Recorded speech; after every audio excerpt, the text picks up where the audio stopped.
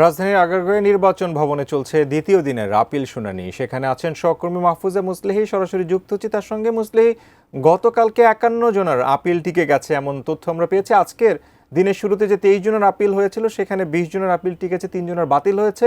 এই মুহূর্তে কি আছে আপনার কাছে? নতুন কোনো উল্লেখযোগ্য খবর আছে কি, জানাবেন? জি শাকুর, সকাল থেকে যেটি আমি জানিয়েছিলাম, আপিল শুনানির আজ দ্বিতীয় দিন চলছে।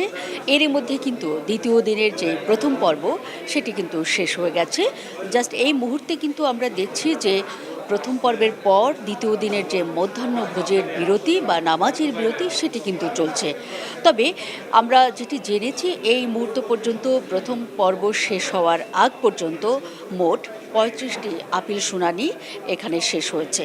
এর মধ্যে 27টি বৈধতা পেয়েছে, 5টি বাতিল বলে গণ্য হয়েছে এবং 3টি এখনও পর্যন্ত স্থগিত রাখা হয়েছে। সব শেষে যেটি আসলে আমরা জানাতে চাই যে দ্বিতীয় পর্বের পর এই যে আপিল শুনানি কার্যক্রম সেটি 5টা পর্যন্ত চললেও মূলত অনেক আপিলকারী যারা এখানে আজকে শুনানিতে অংশ নিয়েছেন, যারা বৈধতা পাননি, তারা কিন্তু বেশ অভিযোগ তুলেছেন এবং প্রশ্ন তুলেছেন নির্বাচন কমিশনের স্বচ্ছতা নিয়ে। আমরা জানি যে বেশক্ষণ আগেই এখানে রাজশাহী 3 আসনের একজন স্বতন্ত্র প্রার্থী হাবিবা বেগম নামে তিনি এসেছিলেন এবং গণমাধ্যমের সামনে যে অভিযোগটি তিনি করেছেন যে বড় দলের প্রতি যেমন পক্ষপাত করা হচ্ছে, একই সঙ্গে নারী বলে তার বক্তব্য আসলে শোনা হয়নি। এটি অনেকেই বলছেন এটি একেবারে ভিত্তিহীন, কিন্তু তারপরও কিন্তু তার অভিযোগ বারবারই তিনি বলছেন উড়িয়ে দেওয়ার নয়।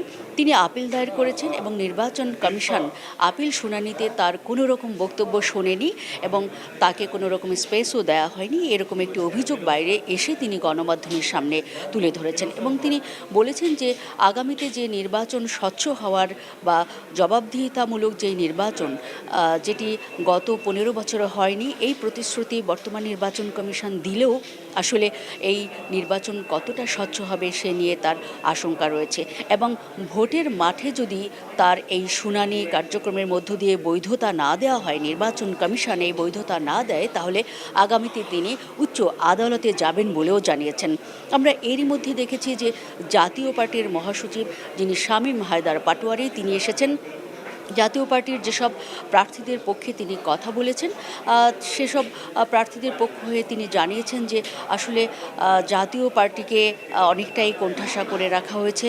রিটার্নিং কর্মকর্তাদের যে বাতিল আদেশ, সেখানেও পক্ষপাত করা হয়েছে। একই সঙ্গে আপিল শুনানিতেও আসলে এইরকম একটি পক্ষপাতের শিকার হচ্ছেন তারা, এরকম অভিযোগ করেছেন এবং তারা বারবারই বলেছেন যে যদি স্বচ্ছতার সঙ্গে নির্বাচন অনুষ্ঠান হয় তাহলে তারা 70টি আসন পাবেন। এইরকমও কিন্তু মন্তব্য তিনি করে গেছেন।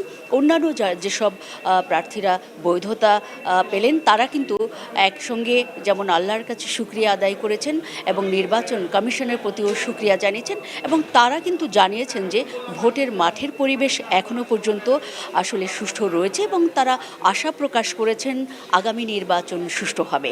জি শাকুর, এই ছিল আমার কাছে নির্বাচন ভবন থেকে আপিল শুনানির দ্বিতীয় দিনের সবশেষ পরিস্থিতির খবর।